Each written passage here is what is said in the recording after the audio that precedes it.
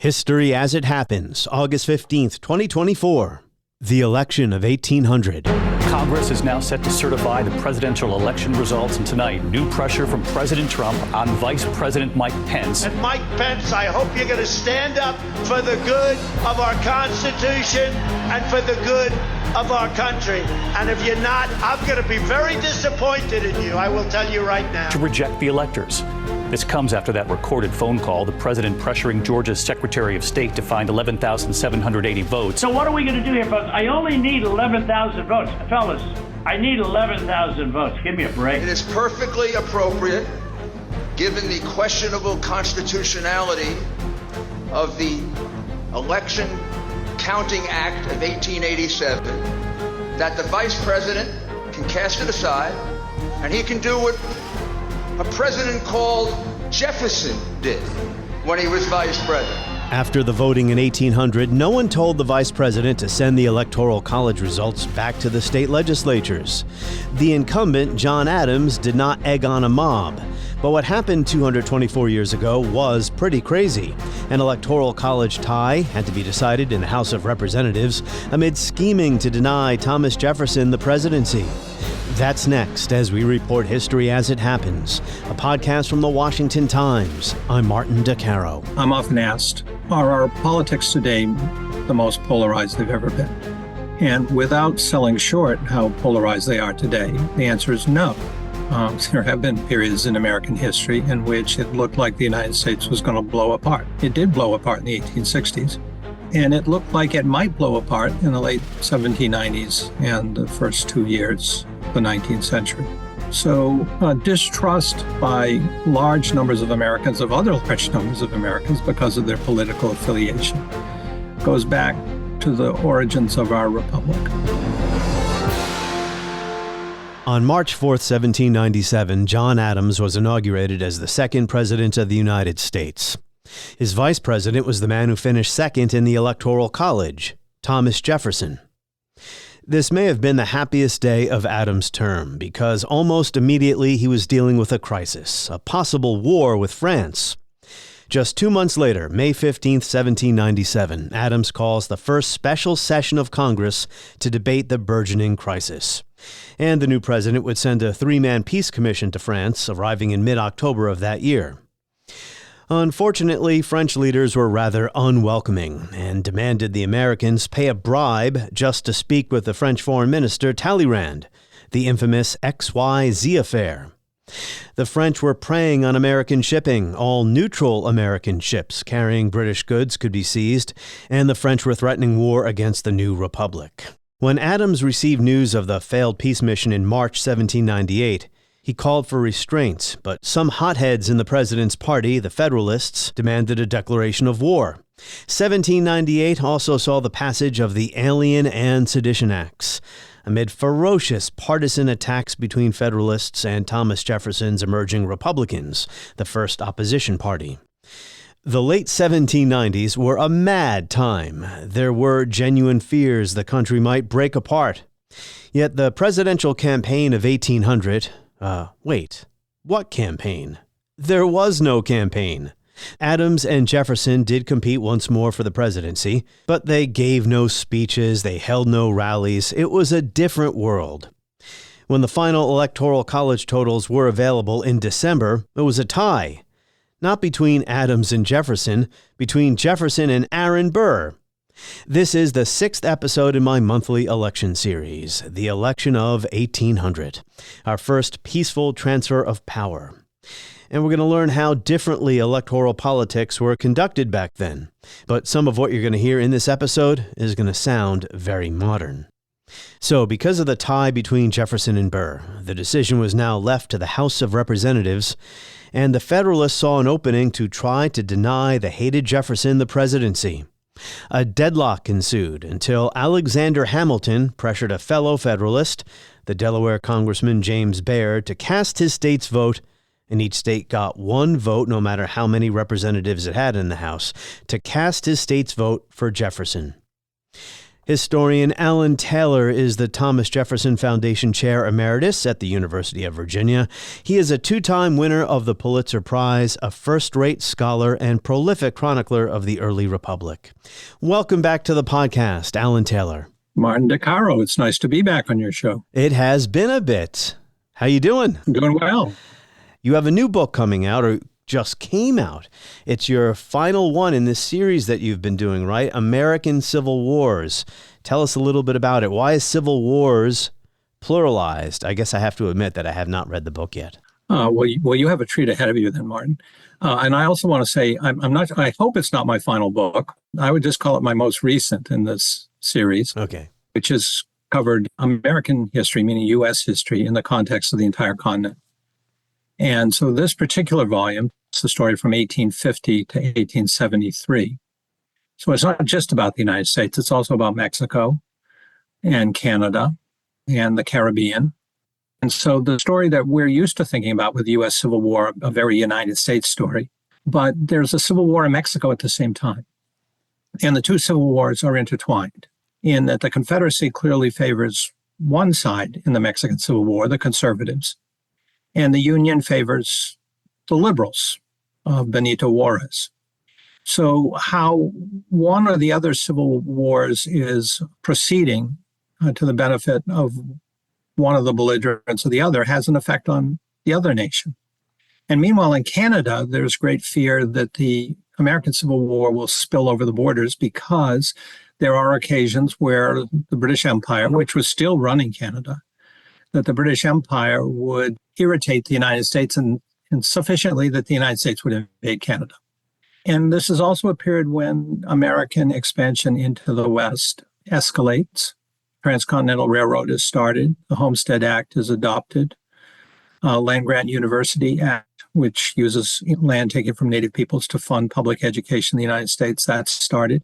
And so all of these stories are intertwined, and that's what I'm trying to tell. And do you cover some of the wars against the Native American tribes as well?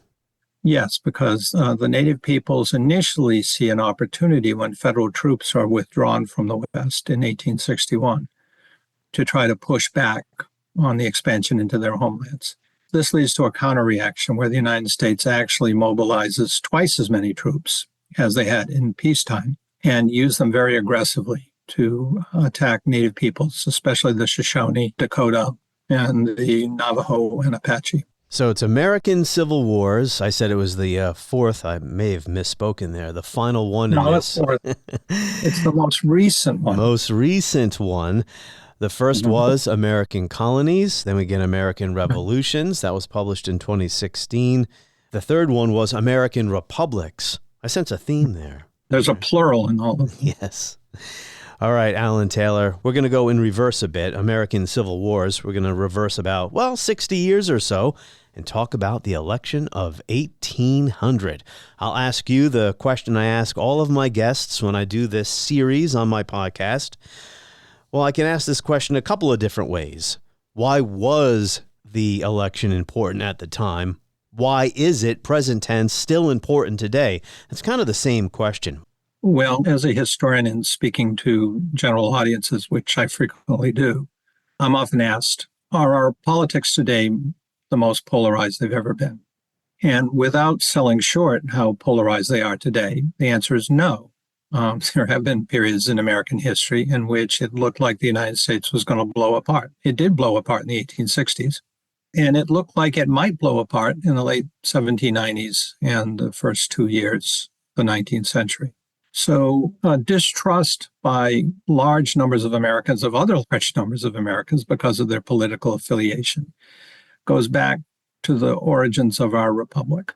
We had a great crisis that really came to a head in 1798 to 1800, where the governing Federalist Party, President John Adams, had a majority in both houses of Congress, and they passed some very provocative legislation. They passed an Alien Act, which increased the period of naturalization to 14 years because they distrusted immigrants. They passed a sedition law that made it a federal crime to criticize a federal official unless you could prove the literal truth of your words Most provocatively of all, they imposed direct federal taxes within states for the first time. Now, there had been excise taxes, there had been customs duties collected, but there had not been a land tax assessed within states that went to federal government. This combination of legislation, which was all adopted because the United States was on the verge of a war with France, and indeed was actually engaged in war, just hadn't declared it.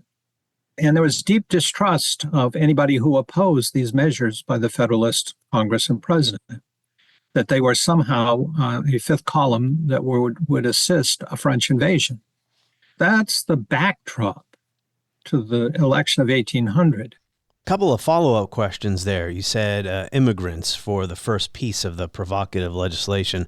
What kind of immigrants are we talking about here? Where were they coming from?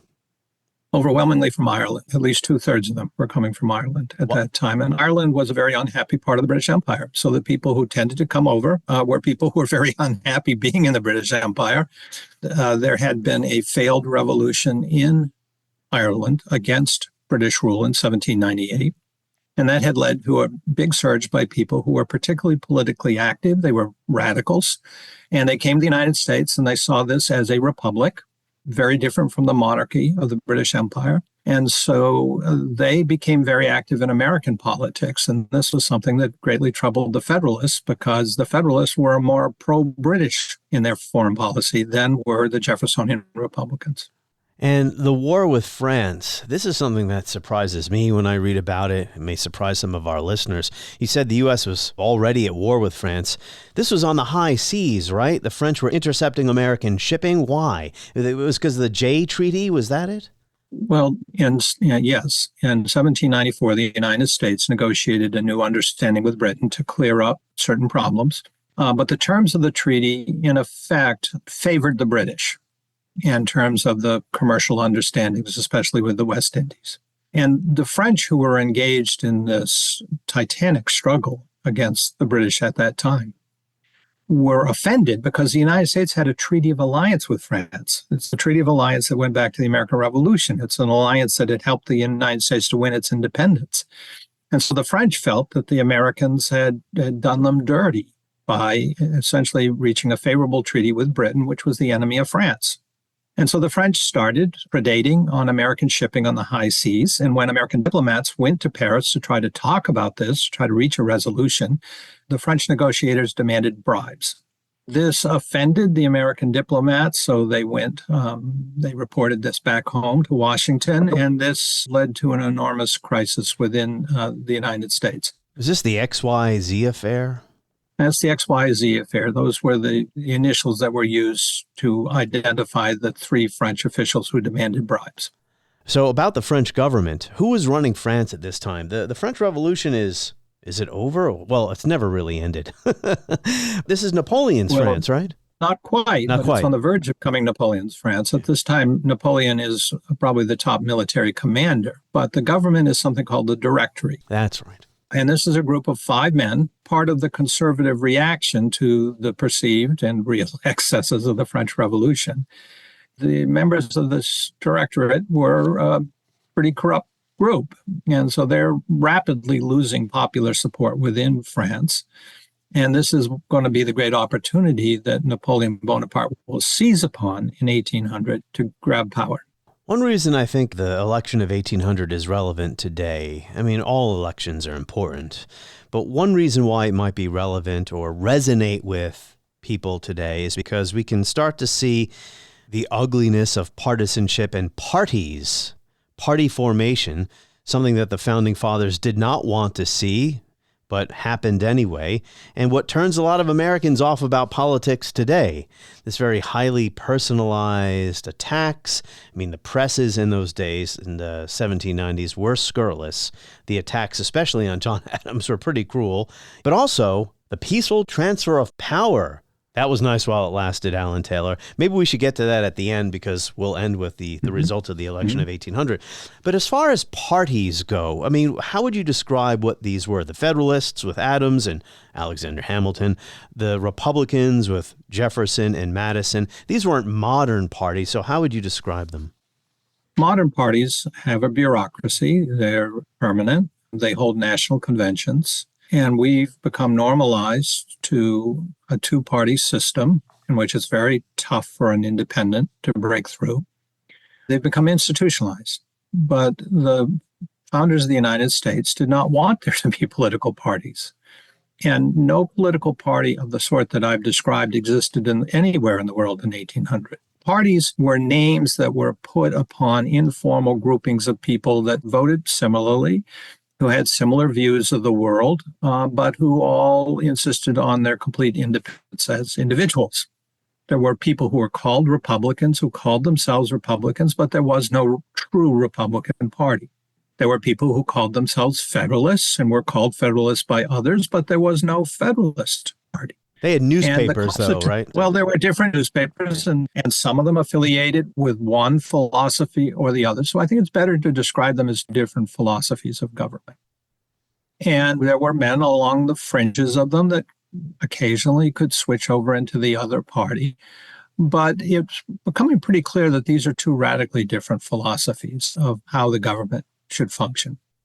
Part of the thing that makes the politics so vicious is that nobody accepts the legitimacy of the other party, of another party, and both claims that they are the one authentic grouping that speaks for the American people and the well-being of the United States.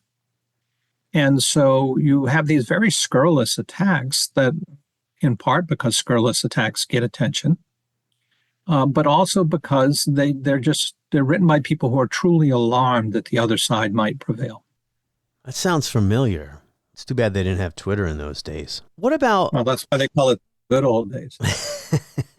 What about paranoid conspiracy theories? Some of what was being said by both sides in those days, some of this was really wacky. Mm-hmm. Men that we admire today as being rationalists, men of the Enlightenment, subscribed to some really crazy ideas. What accounted for that? Well, it's a natural human instinct to think that there are things going on in the world that are beyond your control and are being kept hidden from you, but are powerful. So this isn't uniquely American. Throughout human history, there have been profound beliefs and conspiracies. But Americans, you could say, have developed it to a high art. And it's quite pervasive in our politics. Just about all of the most successful political movements have been things which were built on some sort of conspiracy theory. So, for example, American Revolution, conspiracy theory that there was a plot within the British government to enslave Americans, as it was put, which is to reduce them to a complete abject dependency on the British Empire. There was no such plot. People believed there was, and it led to the success of the American Revolution or the Civil War. There was a conviction in the North that there was a slave power that was conspiring in all ways, not simply to expand slavery, but also to reduce the northern states to a dependence on the South. These kinds of explanations of what's going on in the world are by people who have left behind a kind of providential explanation, which is that God lies behind everything. And they're moving in the direction that human beings do it, but maybe they're not all doing it out in the open. Gordon Wood's book, Empire of Liberty, his chapter about John Adams, who won the election of 1796. And I guess you could say, Alan, that was really the first election because George Washington didn't really face any competition. He was unanimously selected by the Electoral College. So 1796 is our first election. And then that's when things start to go, well, a little bit paranoid or hyperbolic, if you will. Already, Americans have a choice, as you say, between two competing philosophies. Maybe we'll start there before I cite something that Gordon Wood said here in his book. As you know, Alan, I meander sometimes in my interviews. I'm never quite sure which direction I want to go. You always come back to the point. Yeah, eventually. Always get there. That's the nice thing about podcasts. You have time, right? I don't have to squeeze it in a minute. Is it surprising to learn just so early in the history of our republic that there were already two competing philosophies, each one saying, the followers of each one saying, if the other guys win, that's it. They're going to fritter away the Constitution and ruin the legacy of the American Revolution. It's only surprising if you have a naive notion that the founding fathers agreed about everything, which is, one of the most unfortunate myths that circulates in our society today, that we put them up on pedestals and said they had it all figured out, and then we've ruined it. Well, actually look at who they were. From the very beginning, there were bitter divisions over what the Constitution meant. It's an ambiguous document in many key passages, and it lends itself to different interpretations. Bitter divisions between the regions of the country, not just north-south, but also east-west. Very ambitious politicians, some of whom see their opportunity lying in bolstering the power of the states, and others seeing it in bolstering the power of the national government. So it's not at all surprising, if you know that's how they felt about it from the very start, that within a very few years, these divisions start to coalesce around two groupings. So the Federalists, they generally believed, well, Gordon Wood, he says the Federalists were more pro-British, the Republicans are more pro-French. That kind of places the context of American politics back into Europe. How would you briefly, we'll do the encyclopedia version of this, briefly describe the Federalists' outlook versus the Republicans' outlook? And of course, they're the ones who want to change things because the Federalists have won all the elections, Washington twice, then Adams. So this would be the first time a different party would win in 1800. Well, the Federalists have more of a nationalist agenda. They want to put a nationalist spin on the federal Constitution. They want to increase the power of the federal government. They want to reduce the power of the states. Their vision is that there will be more of a national elite that will run things. They see the revolutions have been a good thing, but the revolution's over, and that the country needs to stabilize. After all, there'd been a lot of chaos during and immediately after the revolution, and then a major economic depression in the middle of the 1780s, and conflicts between different states over boundaries and over Western expansion, and a conflict with Native peoples. So in the 1780s, it's kind of a litany of problems. And the Federalists are coming in and saying, okay, we're the party of order. We're the party that's going to stabilize everything. You enjoyed the revolution, that's great, but the revolution will be lost if it's a permanent revolution. So that's the Federalist perspective. And part of that stabilizing, normalizing venture that they're embarked on is to improve relations with Great Britain. Britain is far and away the number one maritime power in the world, and the number one commercial power in the world. And it's important to bear in mind that the United States, its western boundary was the Mississippi River at that time. And 95% of the population of the United States in 1790 still lived east of the Appalachian Mountains. It's a country which is very dependent on foreign trade across the Atlantic Ocean. The primary source of revenue for this new federal government are customs duties on imports. And so the Federalists who want to fund this federal government know they need peace with Great Britain. But the one thing that can mess everything up for the American economy and for the federal revenue is another conflict with Britain. So that helps to explain why the Federalists adopt these policies, which are relatively favorable toward Great Britain. At this point, the United States really has no military, right? Not much to speak of. Well, that would be true before the Constitution is ratified. The United States is starting to build up a military, but by our standards, it's tiny. We're talking about 3,000 or 4,000 men as of the early 1790s. Yeah. And then we had a small navy. I know that Adams wanted to add to it, right? I asked because you mentioned how the idea was to try to avoid a mess with Great Britain. The United States wasn't a military power at all, so it wanted to avoid war pretty much with everyone, right? Yeah, I mean, George Washington very early on announces that a neutrality policy, which then became the norm with the United States until World War I.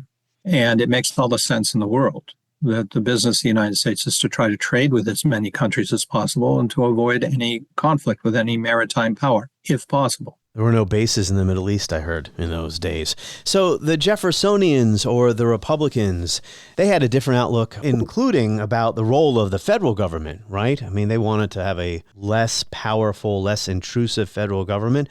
Kind of sounds like a modern argument. We're still debating this today, right? Mm-hmm. Conservatives versus liberals. But why don't you tell us a little bit about why the Republicans were so feared by the Federalists? The ratification of the federal Constitution had not been a slam dunk. It was a process that lasted for about 9 months and was bitterly contested. So when the Federalists are taking power under the new Constitution, they have majorities in Congress. They have the president in George Washington. But they have a cabinet that's a bit divided because Washington's trying to unite a broad perspective. And one of the members of the cabinet was Thomas Jefferson, who was the Secretary of State. Jefferson had been in France during the Constitutional Convention, then therefore not involved in the writing of the Constitution. But what he knew about the Constitution, he didn't much like. And he wrote to James Madison, his close friend in Virginia, who had been very active in writing this Constitution. And Jefferson's opinions are, not so great here. Do we really want to do this? And eventually he kind of comes on board. And when he comes on board and he becomes a member of the cabinet, this is at a time when Madison is starting to become disillusioned with Washington, and particularly with Washington's Secretary of the Treasury, Alexander Hamilton. So Jefferson and Madison come to see things pretty similarly. They see that Hamilton is overplaying his hand in terms of building up a robust federal government with a substantial revenue and a growing military. And Madison comes a bit around more to Jefferson's perspective. Jefferson always thought of himself as a Virginian first and an American a distant second. And so the most important thing for Jefferson is to maintain the dignity, the power, the standing of Virginia. And if Virginia can be the dominant state in the Union, then the Union could be useful to Virginia. And there are other politicians around the country in other states, like George Clinton in New York, who feel like this federal government is getting too big, too fast. And they see a federal government as potentially a threat to civil liberties. And so they coalesce and they form this coalition that's initially a New York, Virginia axis that other politicians who are feeling like their opportunity lies in challenging the federal government gravitate toward this grouping. Sounds like what you're saying is the ideas of the American Revolution, the forces it unleashed, the framework of the Constitution now having to be put in practice. So it's the first decade of the Republic. George Washington is gone. So this is kind of to be expected. You don't know if the country's actually going to survive because this is just difficult, right? To survive as a new republic and to put these ideas into practice when you have competing factions, we won't call them parties, competing factions in the country.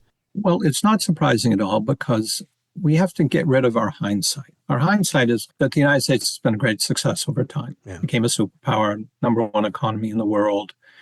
And then we think the United States, with the exception of the speed bump in the Civil War, was on autopilot to greatness. And it's simply a fiction.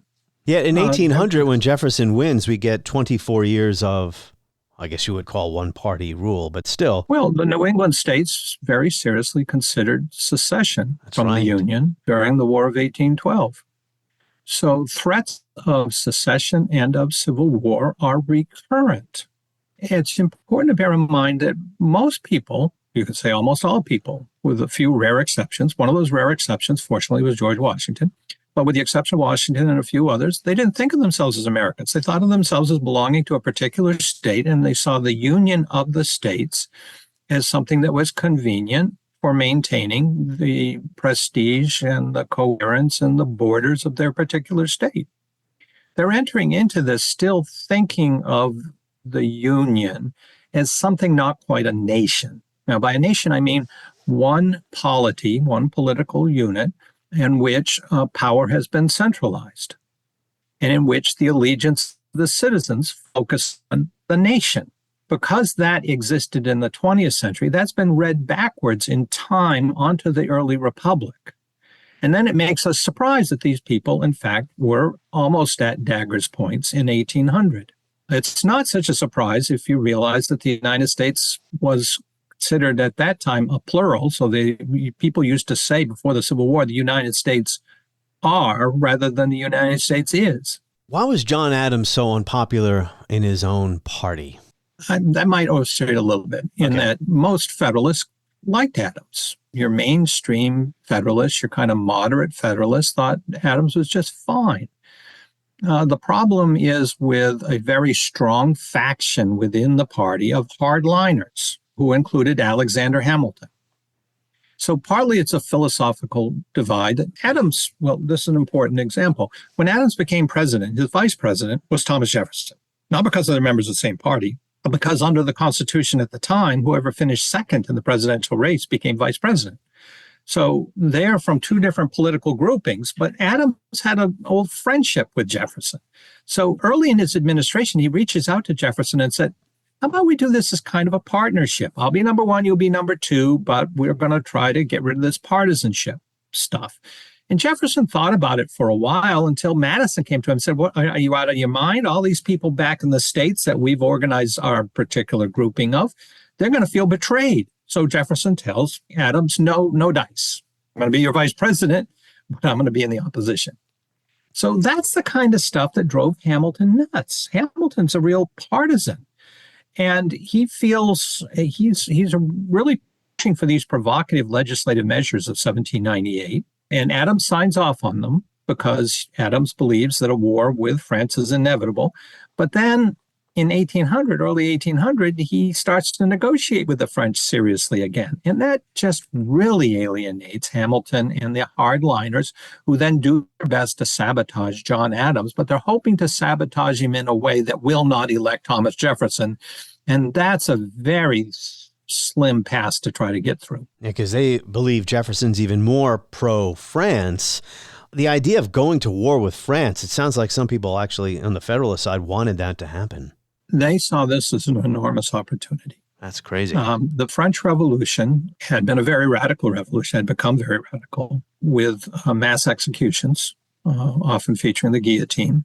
So for the Federalists, they're saying this is what happens when a revolution gets out of control. So they're the party of stabilizing the American Revolution. And they look at the French and they go, oh my God, we really do have to stabilize things here.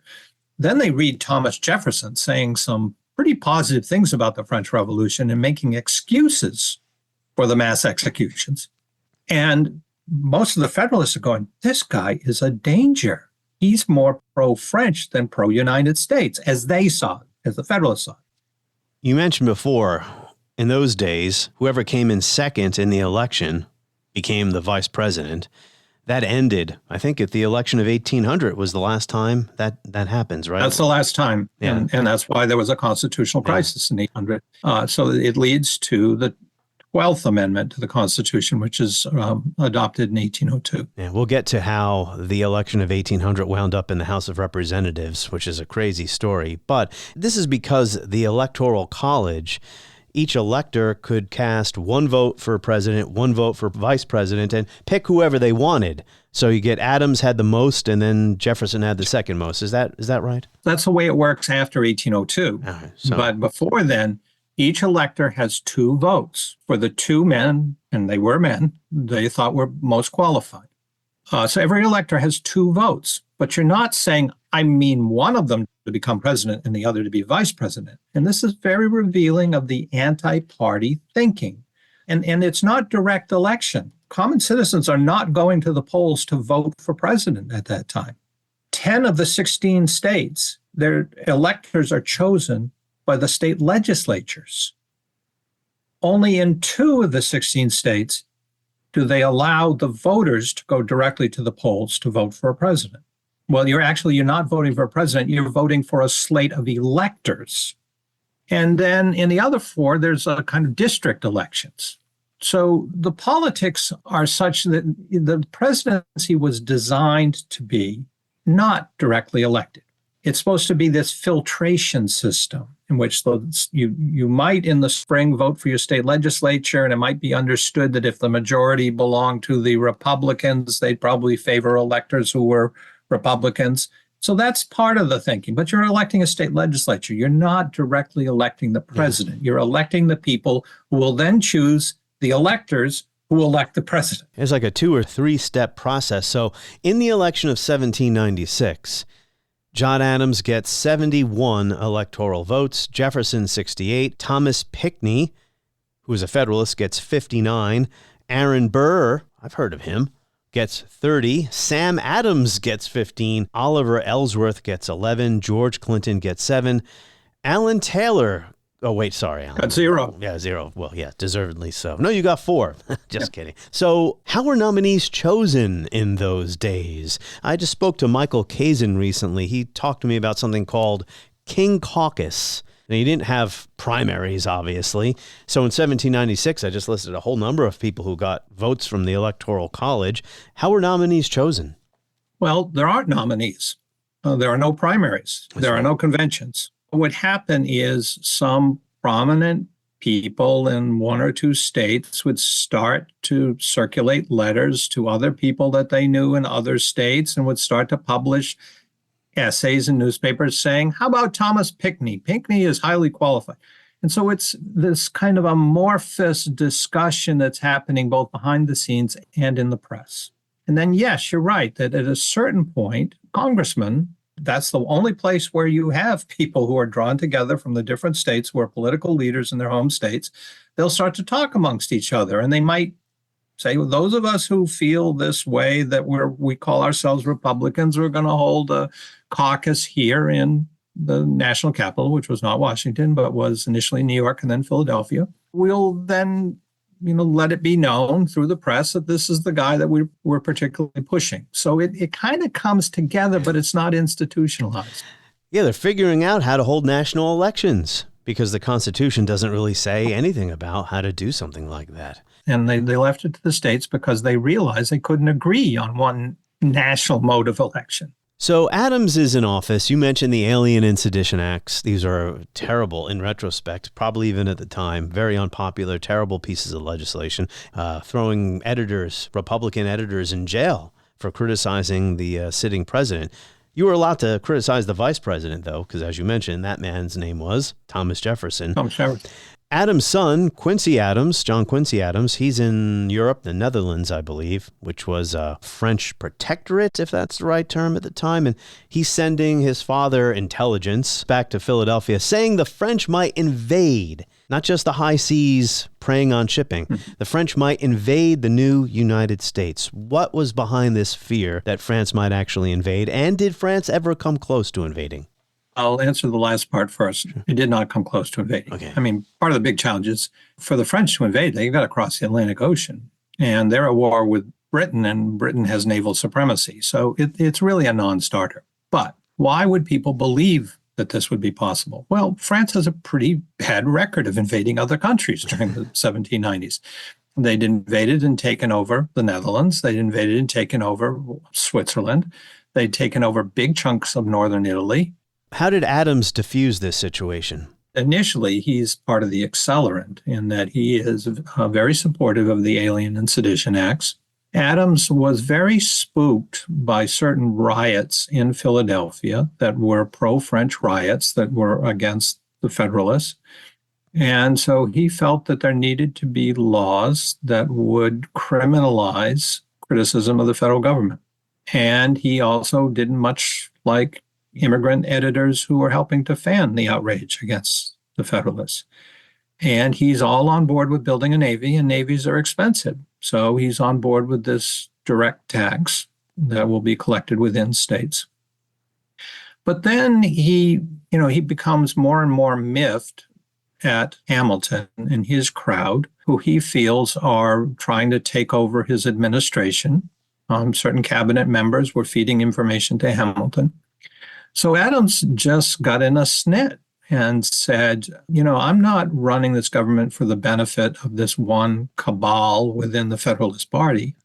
So he then decides on his own, without consulting with his cabinet, or I should say, without consulting with the full cabinet, that he's going to send new diplomats over to France to try to resolve this crisis. And it turns out Adams is successful in that. I'll finally return to the Gordon Wood passage I mentioned earlier. I'd like to hear what you think of how he describes this, but we've touched on this already. He said, some leaders began predicting a French invasion of the United States and envisioned once again a breakup of the Union. As the Federalist and the Republican parties furiously attacked each other as enemies of the Constitution, party loyalties became more intense and began to override personal ties as every aspect of American life became politicized. People who had known one another their whole lives now crossed streets to avoid confrontations. Personal differences easily spilled into violence. Fighting erupted in the state legislatures and even in the federal Congress. By 1798, public passions and partisanship, and indeed public hysteria, had increased to the point where armed conflict among the states and the American people seemed likely. Do you agree with Gordon Wood's description in Empire of Liberty of how bad things were on the eve of the election? I completely agree with him. Sounds kind of scary. It is very scary. Yeah. But it's important to bear in mind, the United States is, if you go back to the Declaration of Independence, it's only 22 to 24 years old. If you go back to the Constitution, it's just a little over a decade old. This is a brand new experimental form of government for very diverse people. And so there isn't a long track record to look back on of successful compromise. Compromise was very difficult. Yeah. The Constitutional Convention had repeatedly come up against such bitter disputes that members were talking about bolting and not finishing this work. And so they had to compromise, but the compromises are by the narrowest of margins. They didn't have a consensus on what the United States was or what it should be or where power should really be concentrated. There was just a very broad range of views and a deep distrust of people who lived in other states. And our nation had been founded in violence, the American Revolution. I've done a couple of shows recently about traditions of violence in American politics and American society. Some of my listeners might be wondering, Martin, what are you saying? It sounds kind of scary. It sounds like I'm getting emotional. But just think about today. I'm sure you know people like this, Alan, I do, who are very worried, very concerned. I don't want to say hysterical because that sounds like a pejorative, but yeah, I'll say it, about the future of our democracy should the election not go the way they see it. In those days, I think that concern was valid. The country could have come apart. Things were particularly bad then. Now, I do think it's a potential asset to us today that we can look back on a much longer history of the success of the United States. I mean, they even ran a presidential election successfully in 1864 when a big chunk of the country had seceded and was fighting war against the other chunk of the country. We have that as a potential asset to draw upon, to say this is what is normative in American history. It's a two-party system in which the other party accepts defeat, in which both parties accept the rules of how elections are run. Now, the rules by which elections were run were all over the map in 1800. There's been a much longer period of the institutionalizing of the two-party system and of the development of primaries and of conventions and nominations and all that apparatus. And for whatever differences the parties had during the 20th century and early 21st century, there was a basic understanding. What are the rules of the road? That's frayed now. There was no election day in 1800. The presidential election took quite a while to determine who actually won. Today, Alan, when an election is over, the day of the election, even before it's over, we have exit polling. We can start discerning why people voted the way they did or what were the key issues that turned on the election. As a historian who studied this period, is it possible to say definitively why Jefferson won? Well, first off, you're quite right. There is no election day. Most people did not go to the polls to vote for the president, only did so in 2 states. Every state got to establish when and how the presidential electors would be chosen. New York had decided its new legislature, elected in April of 1800. So in May, it's known how New York would vote. But it's not known until December 20th. That's when the last states made their choices known. That's a long period of time. So New York in May, and then we get the last of them, in December. That's right. And the others are stretched out in between there. Wow. CNN must have had great ratings in those days. They decided not to go on the air because they couldn't figure it out. So why does Jefferson prevail? That's a somewhat different question and a good one. It's still by a relatively narrow margin. And we'll get to what happens in the House after this answer, but go ahead. Yeah. But the key thing is actually New York. So things are looking pretty bad for the Federalists very early on because they were counting on New York. And the political genius that helped to engineer the legislative elections in New York in the spring of 1800, Aaron Burr. And Jefferson and Burr had reached an understanding that they would be a team, with the understanding that Jefferson would be the one ended up being president, and they were going to have discipline in every one of the 16 states so that the electors for their grouping would all cast their votes, one for Jefferson, one for Burr.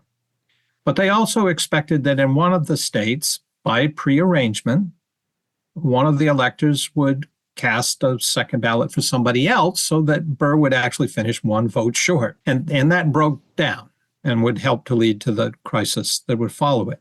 But Burr's ability to deliver New York for Jefferson is probably the key to the election. I guess another way of putting my question is, today we get a sense of the mood of the country, public sentiment.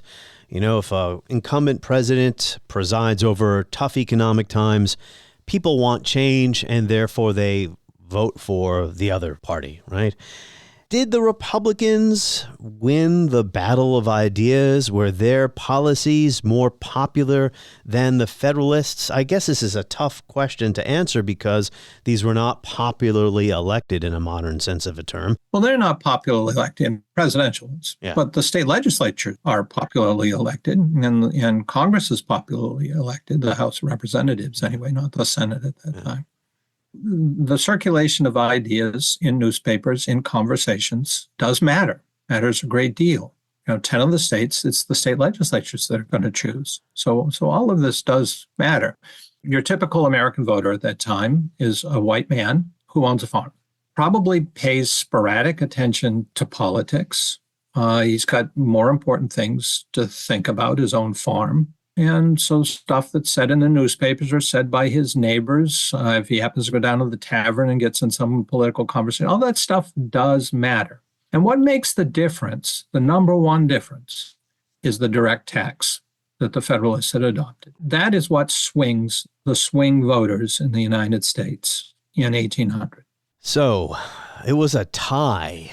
Jefferson, 73 electoral votes. Didn't tie with Adams. He ties with, as you alluded to earlier, Aaron Burr, 73 electoral votes each. Adams had 65, and Charles Cotesworth Pinckney had 64 because the Federalists got it right. They had one of their electors cast a vote for just a stray candidate. That would have been John Jay, by the way, got one electoral vote. So Jefferson and Burr tied at 73. So now what the hell do we do? Well, you pull out your copy of the federal Constitution and you look and you discover a very arcane rule, what you do. It goes to the House of Representatives. So now you're thinking, okay, that's pretty straightforward, up and down vote in the House of Representatives. That settles it. No, that's not how it works. You go back to this very arcane mode of thinking that every state is equal, no matter how big the population. So Virginia is equal with Delaware. Each will have one vote. So you say, well, how does that work in the House of Representatives? Well, you'd have a caucus of the members of your state, and you'd decide who you're going to vote for. Now, it's easy in Delaware because there's only one representative. So James Bayard will decide Delaware's vote. But if you get into a state like Massachusetts, where you've got many more than one, I forget exactly what the size of Massachusetts is. It gets messy then. Probably on the order of about 20. Wow. You'd have to caucus together. Now, of course, you'd have people from different parties. Now, it should be a slam dunk. Virtually everybody understood that Jefferson was intended by the electors to be the first choice and Burr the second choice. So why doesn't that just prevail? Why doesn't Burr just recuse himself? Why don't the Federalists just stand down? Well, the Federalists see an opportunity to make trouble. They decide, Thomas Jefferson is a reliable fanatic in their view, and Aaron Burr is corrupt, and you could probably work out a deal with him, because he's going to need you. So, and at a minimum, you're going to make trouble for the Jeffersonian Republicans if you support Burr and you get Burr elevated into the presidency. It may break up the Republican coalition that had been so effective. That sounds that sounds like trying to steal an election. Well, it is, right? But there are a lot of things that kind of work in favor of this. One is that Burr goes silent. It is, as you say, an age before CNN, so there aren't reporters hounding him, and he makes himself a very, very low profile. So he has deniability, very important to Aaron Burr. He can deny that he's out there intriguing with anybody, and you can't find a paper trail now. But Burr's very good at covering his tracks. So a lot of people thought Burr's really sending some winks and nods the Federalist direction, that he's on board with what they're trying to do. But we don't know. But we do know that there were a lot of Republicans who are getting pretty irritated with Burr for being so quiet. How does this eventually get resolved in Jefferson's favor with Aaron Burr, now his vice president, who was potentially trying to take the top job? So how does it all get wrapped up? There are 16 states. And so you need 9 of those states, which would be the majority, to make the decision for one of the candidates. 8 states, and this is the outgoing Congress, not the incoming Congress, not the newly elected Congress, but the Congress that was still sitting, which is 8 of those states had Republican majorities. 2 of them were evenly split, and 6 of them were Federalists. So over a period of 6 days, there was something on the order of 36 different ballots, and congressmen are camping out in the halls of Congress because both sides doesn't trust the other to call a quick vote. And it's a deadlock with 8 states voting for Jefferson, 6 states voting for Burr, and 2 states unable to cast a vote because they're evenly divided. And ultimately, it will be swung when James Bayard of Delaware decides that he's going to switch out of voting for Burr to voting for Jefferson. And then that leads the 2 states that were evenly divided also decide that they would go for Jefferson. And that's how Jefferson ultimately is elected president, and Aaron Burr has to settle for being vice president and for the enmity of Thomas Jefferson. Yeah, 36 ballots after 6 days, as you say. And on February 17th, they finally settle it because Inauguration Day was in March in those days. So in this fraught and tense and violent atmosphere, was there a concern there would not be a peaceful transfer of power? Yes, very much so. There was a lot of talk, particularly during those 6 days, that there'd be a civil war. Republicans, there were some preparations in Virginia, for example, to prepare the state militia to go on the move. The governor of Pennsylvania was also a Republican, and he is making preparations behind the scenes. Federalists were talking about using that they had the National Army at that time, the Federal Army, perhaps deploying that to counter what they would see as a coup by these states to install Jefferson. When the decision is made for Jefferson, there are expressions of relief by congressmen saying, I really thought I might end up being executed if we didn't resolve this issue. So it's very serious business. And in the end, nothing happens. No, there's no invasion of the Capitol. And did Adams say anything? Did Adams, say anything? They didn't give speeches like they do now, but you had access to the presses. Did Adams say anything like, okay, we lost, it's time to concede, and we move on in life? No, he didn't say anything. But he hadn't said anything during the whole campaign. That's why there was no campaign. So there was no campaign. I mean, he's basically staying out of it. He does not go to Jefferson's inauguration, though. No, he's not happy. I mean, he's a very proud guy and a very irritable guy. So, he's not, he sees this as, he's been shamed. He will end up reconciling with Jefferson years later. Yeah. But he never reconciles with a lot of Jefferson's supporters. So there is our peaceful transfer of power. This is the tradition. This is where it begins, 1800. It's our 4th election. Washington twice, unanimously. Adams in 1796. But this is the first time we change from one party or one philosophy to the other. And one of our most important, if not our most important, Republican, lowercase r, tradition, which was spoilt 4 years ago. Final question, Alan Taylor. I mentioned before about how many people today are very, very concerned about the fate of democracy. They see Donald Trump as being a threat to American democracy. Given what happened on January 6th, they're worried something like that may happen again. How concerned are you? Well, I talked to a lot of historians. I would say there's a lot of concern among historians. I think what is a great reservoir of hope is the conviction, which I think is quite correct, that there is a very strong majority in this country that favors continuity, that favors a peaceful transfer of power. So that's where the hope lies. Now, the great concern is this is the first time we've had a major presidential candidate running who insists that the election was stolen from him the last time, an election which in the Electoral College turned out to be not that close, in fact. You have a presidential candidate now who insists that our electoral process was thoroughly corrupted in order to steal the election from him, and you have millions of Americans who agree with him. That's unprecedented. And it makes it very tough to go forward because what it breeds in the other party is a notion of we don't really have an opposition party that plays by the same rules that we do. And then the temptation becomes, okay, how do we put our thumbs on the scale in order to keep them out of power? Because if they get in power, they may destroy the whole democratic framework. That's the fear that Democrats have these days, just as the Republicans have the fear that that's already happened.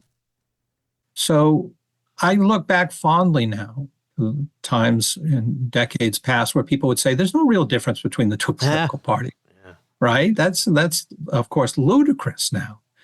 And it was really ludicrous then, but with an important asterisk.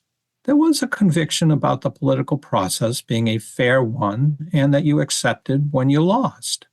And if you won, you also didn't make dramatic moves to try to completely destroy your opposition. That's become more uncertain. My concern is, how do we go forward if, again, in January coming up, one side does not accept the outcome of the election? It's very hard to have a functioning democracy. It won't be the end of democracy, but we can't function if one side simply does not accept the legitimacy of the other's victory. Well, that's going to be very tough. Now, historians are terrible at predicting the future. I'll just note that, there were a minority of, Republican officials who played a pretty key role 4 years ago at saying, we lost. And Donald Trump's not right. A lot of those people no longer feel comfortable in the Republican Party, and they've left. And a not insignificant number of them have endorsed Harris. Now, they're not ringing endorsements from what I've read. They're not saying, I completely agree with Harris's policies. But they're saying that the Republican Party has been taken over by a particular group that doesn't play by the Democratic rules that they understood, meaning these more establishment Republicans, and that the only chance for the Republican Party to regenerate and to preserve democracy is for Donald Trump to lose this election. They're looking back on this period in which the Republican Party and the Democratic Party could compete for power within an understood rules of the road. All I want to do is this. I just want to find 11,780 votes, which is one more than we have, because we won the state, and flipping the state is a great testament to our country.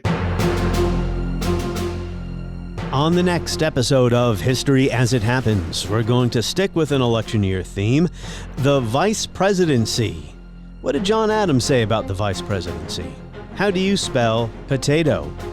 Can you see Russia from your home in Alaska? We're going to be joined by Jeremy Suri and Jeffrey Engel. No one votes for vice president. That's next as we report History as It Happens, a podcast from the Washington Times. Introducing Zaxby's new chicken finger tacos. One with pico and creamy chipotle ranch, and the other with bacon and avocado ranch. Chicken expert since 1990. Taco expert since now. Woo, saucy! Zaxby's.